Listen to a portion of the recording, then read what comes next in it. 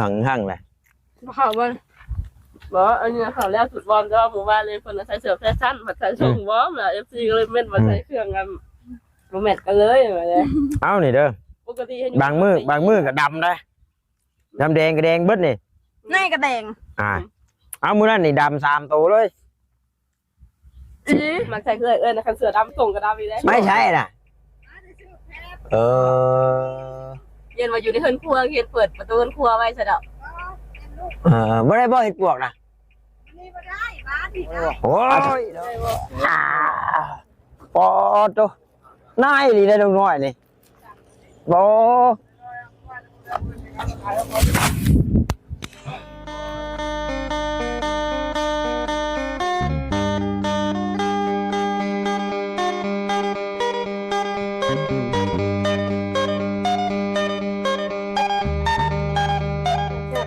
แซ่บบ่งำได้ฉันเนาะพระอาจารย์ผู้ได้เป็นคนชื่อฮะมักตาลเพิ่นชื่อฮะก็ธรรมดาเด้อตัวนี้ไอ้เจ้านี่ตัวนี้ไอ้ชื่อโอ้เขากำเนาะจากบ้านศอกวางเด้อสบายดีแซ่บอยู่เพราะว่ามันเบิดช่วงเบิดยามอะไรมันก็แพงแน่พี่น้องเนาะเป็นบังกะโลกคลามก็ได้น้องน้อยเบิกนี่คือว่ามีอยู่นะเสือหมดนี่แดงๆดังๆมีเฮ้ยเมียงเฮียนะมันใหญ่เสือบ่มีเนี่ยกระไรที่เป็นเขาเป็นนางรุดเป็นตุยเนาะโอ้โหเชื่อปฏิบัติตาเห็นเนาะมันคือออกไว้เถอะเนาะเพิ่นน่ะเห็นอยู่บนร่มหักบ่เก็บให้เดี๋ยวกินเลยที่ได้เลยว่าทั่วเกิดไว้ออกบ่เก็บให้เอ้าอาจารย์เพราะว่ามันเกิดอุบัติเหตุอะไรก็เลยทิ่มไม่ใช่ดีนะบ่เก็บดอกว่ะเอ้าเนาะจะเอาไม้ไปจังว่ะเพิ่นว่าทางนี้ไอ้ตอนนี้ถูกเนาะมันก็ได้โอ้ให้มันคู่กันได้แค่เนาะอุ้ยบางครั้งไฟใหม่เทียบได้เป็นบอลใหม่นะมันเอามันใหม่ขังหนึ่งนี่มันใหม่ขังนึงแข็งเขาอสุดท้ายกินกดไรโอ้ได้กินกดหรอมันตีตีหอยกันที่ไหนซักกินน้ำมูเลยได้กินแบบง่ายๆพอได้กินแบบลำบากบอกให้ไปหาเฮ็ดปวกบัวไปหาเลยหมดหน่อยป้อทางบ้านเขาเอาไรฮะบอกก็ได้ไอ้กล้วยทั้งเจรมันมันเป็นแสนตีรถก็หัวคุ้มค่าเลยได้เฮ็ดสิไปดอกมันก็ออกไปซะนี่เองนะหมดตัวเลยนะการอ่อนดูจะออกเสียงอะไรบ้างทางอ่อน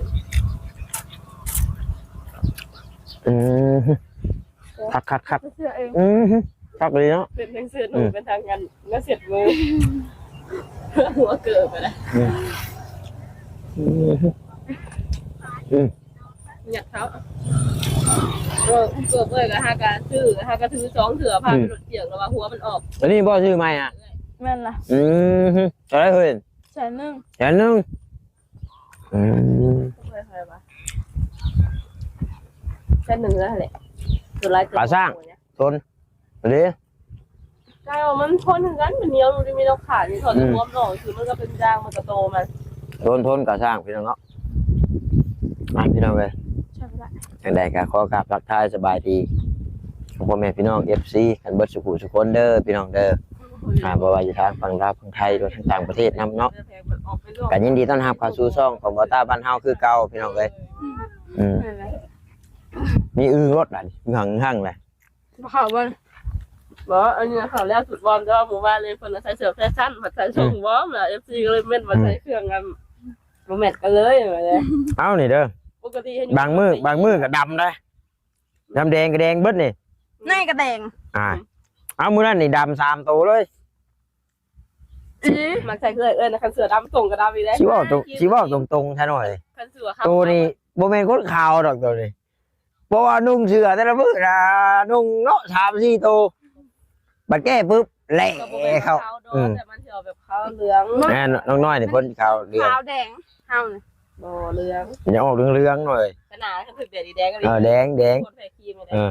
คนเลือดลมลายนะเพิ่นนะ จากที่อ้ายเห็นผู้หนึงเพิ่นเป็นเพิ่นเอิ้นนี่แหละว่าเชี่ยวชาญกับผิวหนังนี่แหละเพราะผิวเฮานี่เด้อเฮาอบเกินไปเพื่อเฮาแบบมันออกมาก็จริงแต่ว่า มันดูดซึมเข้าไปคือเก่านะมันเฮ็ดให้ผิวเฮาค้ำได้บ่ล่ะเพราะว่าเพื่อเฮาน่ะมันเข้มเพิ่นว่าน่ะ ไม่เลย มันต้อง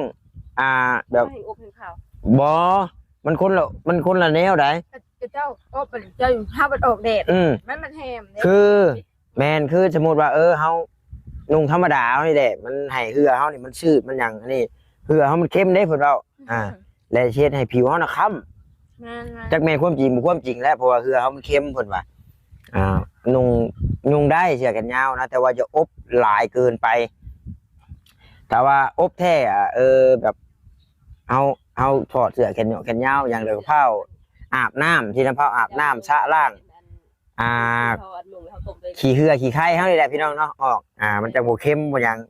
เซลล์ผิวเฮาก็บ่จังบ่มาดเพิ่นว่า ผมจะส่งนุ่ง เอาเสื้อตัวแบบอันโอพิวน่ะนะมันบ่เป็นอันระบายเนาะมันเป็นแค่หนัง นี่แม่มืออ้ายนะแม่นครับพี่น้องเนาะกันเธอเลย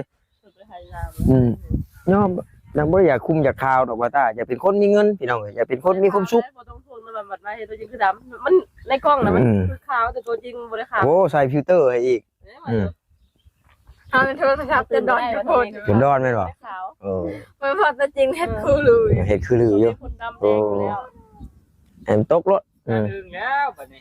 ไปจับอึ่งเลยข่อยเนาะ จักรยานมันเพื่อพลังเห็นพลังมาก มากบ่ เสื้อเนาะมาเห็นตัวจริง บ่พลังนะเพิ่นสิคนโตน้อยๆหยองๆคือเมียบ่เวียดนี่ ที่เรา เมียบ่เวียดนี่บุญบ่มีปานใดนะ มาเอาเบาเวียดก่อนนี่ เหมาะกับ ยันนี่หัวเราได้ผัวพลังแล้วพ่อหยอกสิได้พี่น้องเนาะพวกนี้เงินกำดำเขียวมาเลยแน่นไผแน่นมันคือเพิ่นว่าแหละเพราะว่าคาดสิเป็นคู่กันพี่น้องเนาะนี่แหละมันก็บ่พ้นคือเพิ่นว่าบ่ได้ยากเด้ไปบ่ลำปอมแปมนี่ก็แม่นมาเลยเอาได้มั้ยแน่นคักเด้ม่วงนี่เพิ่นเอิ้นม่วงกระสวยบ่ม่วงแก้มแดงม่วงซักแบบเป็นต้นกิ่งเอานี่นะสาวอ้วนพี่น้องเนาะเรามาเลยเราเอาบอต้าอันคอยฝากเจ้าซะล่ะแต่จริงแล้วก็ว่าสิมาขายแล้วก็เลยเอาเงินให้ลูกเราพอได้ซื้อขนมมื้อหน้าก่อนสิเลือกเครื่องพอได้ลูกแล้วลูกเราจะคนก็3บ่สาวอ้วนเนาะประมาณ3คนนี่แหละเดี๋ยวสิเลือกเครื่องมาให้ เครื่องเล็กน้อยนะมันสิมีประมาณ 6-7 ปีบอต้าก็ลายเนาะครับว่าลายอยู่เครื่องพี่น้องเนาะแต่ว่าคัดสันมันก็บ่เบิดนะจักฉีดแบบคัดสันแบบใดจังสิถึกแบบว่าครอบครัวแบบนั้นคือน้องอูน้องอีบ่คืออันนี้นะมันนี่เดียวบอต้าสิคอยทยอยคัดสันมาให้อยู่ตัวน้องอูเนาะเขื่อนขาวน้องเฮ็ดหลายๆเลยน้อยก็จำบ่ติบ่ว่านั่นก็ห้อยส่งเสียงนี่เห็นลายอยู่น่ะมันยันบ่ดีครับเพิ่นก็บ่แม่นว่านี่ดอกพี่น้องเนาะแบบเสื้อผ้านะแพ้เพิ่นบ่ใช้แล้วเพิ่นก็เอาลงมาบริจาคให้ทั้งวัดนี่นะทางวัดเพิ่นก็เอามาให้เอาถมยับย้อนต่อญาติโยมเพิ่นนี่ต่ออย่างไรบ่ป้าซะน้อยป้ายันว่ามันอันนี้ฝนตกฝนลงอันนี้โตแล้วก็ยันว่าโตอยากไปช่วยเวียกช่วยงานเพิ่นมีแต่ว่าอ้ายสิเอาเข้าไปแวะอันไว้อันเถียงนั่นแหละบอกว่าเขาน้องน้อยว่าซั่นเนาะมีคนอยู่เถียงอยู่ติเด้อันบอลเขาเจ้าขายเฮ็ดนี่ยืนไปหันอันที่เข้าไปนี่บัดขี้ง้อนี่นะขี้ง้อน้ำหัวนี่เลยยาดอกว่ะไปพุ่นละไปโอเคกลับปะเด้อโดยมาใหม่มาแต่ว่าเงินที่ติดหนี้กันไว้ก็ติดหนี้กันสิแหละมันจังนี่ให้แล้วหน่วยสิบ่มีนะเว้ามาทำเฮ็ดบ่ค่ะ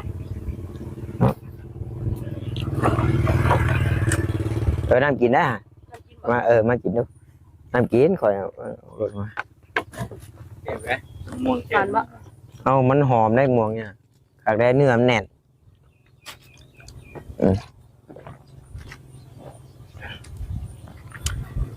ได้มีหมูย่างเมื่อไหร่ เราได้เฮ็ดปวกบ่น่ะคือเดี๋ยวมาเฮ็ดปวก เจ้าเห็นบ่เราก็หาทุกน้ำเราอ่ะ ไอ้ ข้างหลังมันเอาดอกกระ เดี๋ยว เจียว เราก็เจียวอุ้ยตุ้ยแท้ อุ้ย หลังกินกลม ของเวียดได้ ของเวียดบ่โอ้ เอ้ยเราเป็นมิตรกันค่ะ โอ้เราเป็นมิตรกันพุ่นน่ะเฮ็ดมานะโอ้ยน้ำง่ำ อุ้ย ผู้ยันลื่นอีกหมดนี่ก็เอ้ย ดำกับบักแดง หมวกดำหมวกแดง อุ้ยลุ้น ว้ายว่าว่าสิเมื่อคืออะไร อ๋อแต่ก็ว่ารถอัน แม่นว่าดิ เอามือไป เอ้า นี่เชียวนี่ขึ้นแทน โอ้ตัวชิไปแล้วบ่ซะอ่าเนาะ จะละลายเด้อ โดยมื้ออื่นว่ากันไหมไปพี่น้องเนาะไปนี่ก็ไปหมู่มากาไก่เพิ่นโอ้ยแล้วบ่ทั่วเครือแล้วไปโอเคพี่น้องเนาะพี่น้องน้องหน่อยย่างงอมเมื่อไหร่เพิ่นสิได้น้องนิวก็บ่ได้ขึ้นมามื้อนี้น้องผัดไส้ก็ไปเฮือนน้องสายฟ้าพี่น้องเนาะบ่ได้เข้ามาคือป้าตาว่าแหละมันเห็นได้หน้าน้องน้อยเพิ่นนั้นค่อนข้างว่าขี้ง้อเข้าไปเลยแหละพี่น้องเนาะถ้าว่ายามนี่น่ะมันต้องเปื้อนแฮงรถใหญ่นี่โอ้ยแฮงแล้วเลยพี่น้องบ๊ายบายเลยรถใหญ่ป้าตาก็ไปส่งพระอาจารย์เพิ่นพี่น้องเนาะก็เลยมีโอกาสได้เอารถใหญ่ออกมามื้อนี้ไม่ได้ ที่เป็นรถจักรนะเนาะ รถจักรเดียวนี่สิ่งรถจักรเลยพี่น้องเนาะ2 ล้อ 3 ฟันครับคือเก่าว่าน้องแววตาก็บ่ได้ไปเบาเวียดก็บ่ได้ไปใส่น้ำ มีผู้ช่วย แม่ มัน ใส่น้ำมันมื้อนึง2 3แสนสิไหวบ่ได้ ต้ สิ องไปถามคนยังก็ใครเนาะ จัดเอานี่แหละไว้ซะ คน เดี๋ยว คนอีกหน่อยก็ได้เยอะหลายคน เห็นไหม แต่ผู้เดียวฟาดเจอจ้า เขาน้องนิ้วเพิ่นก็ชวนอยู่ชวนขี่ชวนหยังแต่ว่าบ่ขี่ก็ญาติน้องเอ้ยขี่รถ เดี๋ยวแกมีแนวให้ ยามมีงานมีหยังจังมาเพราะว่ามันธรรมดานะ ยับเนี่ยก็ไปอีกนุ่มแท้ เห็นบ่ บ่มี บ่แม่นเนาะเอกนุ่มรถแล้วสีดำนี่แหละพี่น้องเอ้ยเนาะผู้เพื่อนสาวฮือหรือว่าแม่ฮืออยู่พูน หาแล้ว มื้อหน้าบ่ได้ขึ้นมาสิเอาอันนั้นขึ้นมาให้เพิ่นวันนี้มันนี่แหละพี่น้องเนาะอย่าแหละไกลเติบอยู่พุ่นที่ของเราเองแล้วบ่เวียดได้น่ะที่ของเราเองที่ไปที่มาเจ้าก็เข้าไปเบิ่งในช่องเขาบ่ไล่เด้อยากรู้ว่าเป็นแบบใดเราก็พี่น้องก็คือสิจักนั่นแหละเนาะพี่น้องเนาะเพราะว่าใจลืมเอาไม้น่ะ เสียงปืนมีโน่นเนาะ ลืมเอาไม้น้อยบ่ นี่น่ะ บ่ อันนึงในคอในสาย คือเรานี่เราอยู่ที่อันน้ำบ้านเพิ่นนี่เด้แหละเพิ่นมีองค์การเฮ็ดหยังบ่เพิ่นไล่เราออกก็บ่แม่นว่าให้หยังได้ว่าฮอดเพิ่นมีแนวเพิ่นสิเฮ็ดเด้เพิ่นให้เราออกเราบ่มีมันอยู่เด้สะอ้วนเราก็โกยอยู่น่ะมื้อหน้าก่อนพี่น้องได้ลูกหลายลูกหลานเราบ่ หลายอยู่พี่น้องเนาะนะ ฉันพงสีขาวเลยต้องไม่ถอดออกมาใหม่เพราะว่านี่เคยกินน้อยหลาย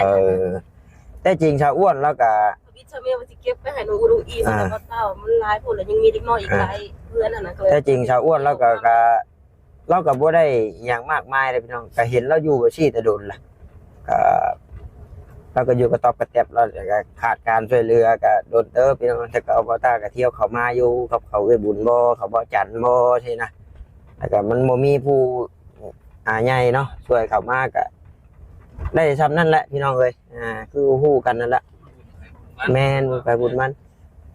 ชุดแรกแต่อยากให้ได้พี่น้องคือกันกับน้องน้อยบอกว่าแล้วว่าอีกพี่น้องเนาะเรื่องโครงหลังคาเรื่องบ้านเรื่องช่องอยากให้มันแล้วสินะถึงบ่ได้อย่างไรก็ได้มุงหลังคาไว้ยังดีว่าซั่นมุงหลังคาอะไรมันก็ตัวก็ตัวยังแหละพี่น้องเนาะถ้าว่าได้2อย่างนี่นะพี่น้องได้2อย่างนี่มันหนักๆนี่โตขึ้นโค้งหลังคากับโตสุดกอตะบิดนี่เพราะว่าโตสุดกอตะบิดนี่มันสิมีบานวงกบพี่น้องเนาะแล้วก็มีเหล็กนี่แห่ทรายนี่แล้วก็ค่าสร้างนี่แล้วก็บล็อกนี่พอมันสิมาพร้อมกันแล้วเด้บ่นี่นะมันต้องเป็นชุดแล้วบาดโตสาบมันก็สิรุดลงแน่บัดนี้สินะโตตกแต่งนู่นนี่นั่นมันก็สิพอลงแน่ ตัว อันพื้นก็อีกต่างหาก แม่น มีแต่หิน หมอสุดก็นี่ถ้าบ่มีอันวงกบปึ๊บนี่ก็บ่ได้พี่น้องเนาะบ่มีเหล็กก็บ่ได้พี่น้องเอ้ยบ่มีแฮวมีชายก็บ่ได้ขึ้นโครงหลังคากับเริ่มก่อนี่โอ้หนักพี่น้องเอ้ย ก่อนสิเป็นนันผู้หางตัวเพื่อนนะ แม่นเพราะว่าตัวนี้มันต้องพร้อมกันเนาะเด้ เพราะว่าอย่างอื่นมันแค่ตกแต่ง มันบล็อกตอกแตบได้ เป็นตัวเพื่อนหรือว่า เอื้อนกับ แล้วก็แล้วมันอยากสาบไปอยู่ได้ เพราะว่านี่แหละเฮาคอเฮาหยังเฮาบ่เผาอยากฉาบอยากหยังบ่เผาถ้าซุ่มถ้าสีมันก็สามารถอยู่ได้เห็นนะแต่ว่าโอ้ยพี่น้องเนาะค่าเครื่องกับค่าสร้างอยากบ่พอกันเนาะได้คู่มื้อนี้อยากแพงอยู่สมมุติว่าเครื่องพี่น้องเนาะซื้อเครื่องซื้อสั่งสมมุติว่ายุกเสาเทคานนี่นะพี่น้องเนาะยุกเสา15ต้นเพิ่นเอา 15,000คู่มื้อมันเป็นนั่นคือเฮือนบอต้ากับบอต้าสร้างแจ้งเพิ่นไล่นั่นปูนเพิ่นก็ว่าซื้อมาแล้วประมาณต้นนึงเช้ากระสอบเลยนะปูนก็นะปูนเขียวนะเพิ่นว่าเบิดได้อยากบ่อยากก็อาจจะเบิดเพิ่นน่ะมันก็บ่ได้เอ็นหน่อยปานใดเด้เพิ่นประมาณนู่นนี่นั่นบัดนี้เล็กก็ประมาณ20โตนะพี่น้องเนาะแต่ว่าบอต้ามีน้ำแน่แล้วก็ซื้ออีกประมาณ10กว่าโตนี่แหละเพิ่นว่าเล็กบอต้ายังเหลืออยู่พี่น้องเนาะแล้วก็ซื้อทรายพี่น้องเนาะเพราะว่าเฮนั้นยังมีอยู่ทรายนี่ซื้อมาเพิ่มเพราะมันอยากเจือนน้ำแล้วพี่น้องเนาะทรายเพราะว่าเฮนี่ยังได้อยู่คนนะว่าก็เฮายังบ่ได้ใส่เฮยังพอลึกเด้ แต่ใช่ที่คานไปสิ แม่นอันเฮยังได้อยู่ของเจ้าคนนะ สอบถามมาใช่ โอ้ผู้สาวเว้ย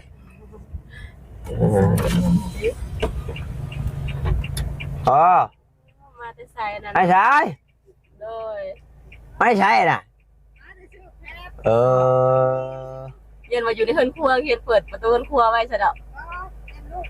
บ่ได้บ่เห็ดปวกนะโอ้ยเด้อได้แล้วโทรแน่พอได้มาแวะกินนี่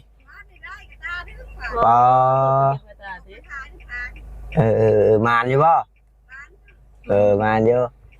ไปมื้อหน้าก่อนสิแวะกินแกงเห็ดเพาะน้ำไปโทรหาแน่ขี้คุยหลายสาวตา เอาหาเดี๋ยวผักไก่ดิ แม่ ที่ใกล้กลัวเด้ ก็ใช้ถามมันละพี่น้องเอ้ยเนาะน้องโมกับว่าหยอกไปยืมมะม่วงนะคอยปลูกได้น้องโมไอ้บ่าต้องผ่านคอยก่อนได้บ่าที่เจ้าแต่คอยปลูกว่าหยอกละคอยต้องได้กินได้บ่าดีแล้วว่าเจ้ามากลนะใช่สัจจะบอกเลยนี่ คนเมื่อไหร่ กลเมื่อโลดว่าแห้งแหละพี่น้องเนาะอันนี้ก็สิไปฝากเข้าไว้ให้น้องน้อยพี่น้องเพราะว่ามันจ่อกับบอลพอเรามาสุกเอาซื้อนะแท้จริงเอาขึ้นไม่หันก็ได้พี่น้องแต่พอได้ขี้ขันกับมุดเข้าไปในหัวนี่ยังไงกับมันไก่นะมันไก่แล้วพอเรามาเอานี่แค่นี้ขึ้นจวดไปนี่แหละเนี่ยพี่น้องเอ้ยชั่วโมงแล้วว่าเวียด โอ้3 โมง 3 โมงละ ที่ ดียามผลนี่ก็โอ้ยลูกตูตาดรอดเลย มาเห็นแดดเนาะว่า โอ้ยคามนี่แล้ว ตื่นตัดเป็นไง อยากอะไรนี่นะครับถึง ตื่นมาเลยกินเนาะ ไปสิเดียวแค่เที่ยวมาประจำที่น้องน้อยแล้วก็แม่จิจัก จะไปอยู่ บริจาคเปล่าเจ้ามาจะบอกเปิดเจ้าบ่ไอ้แล้วเที่ยวมานี่ นี่บอกแก้ว โอเค มาแก้วบ่ฝนตกรถ เขาไปลงมาอยู่เสียคือจะข้างหลังเขาเนี่ยคนน่ะ อย่าแล้วเอาขี่รถใหญ่ เอ้าเขาเลยที่จะ บ่นี่มันลงเถียงนี่นะอย่างแยกทางใช่แล้ว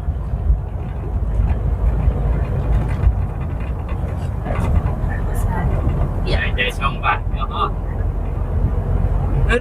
ขึ้นกันให้จะอะไรเนี่ย เผื่อว่าสิว่าเขียนเองล่ะ ฮอดเทื่อสองบ่ายก็ฮอดแต่ฮอดเทื่อ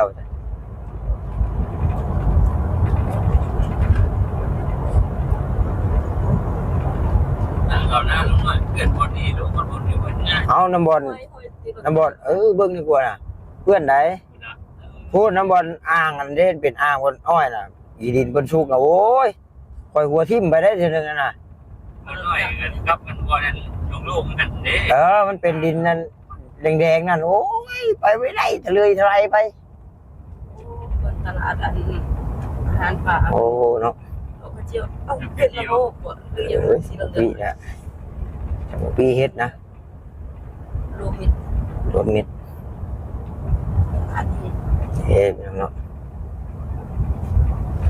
อย่างนี้ว่า เป็นอันนี้แหละพี่น้องเพิ่น หรือมีคนอยู่ ก็อยู่ประจำเนาะ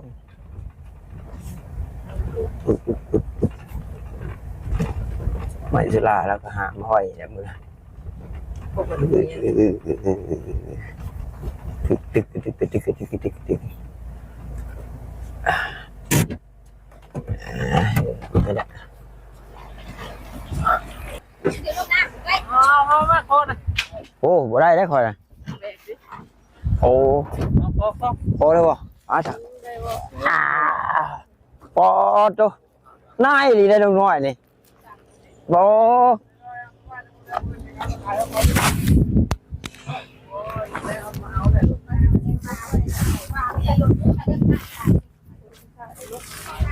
บางกระเทิบอยู่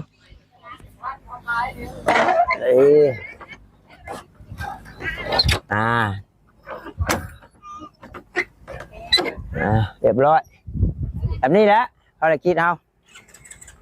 เปล่าโอเคไหม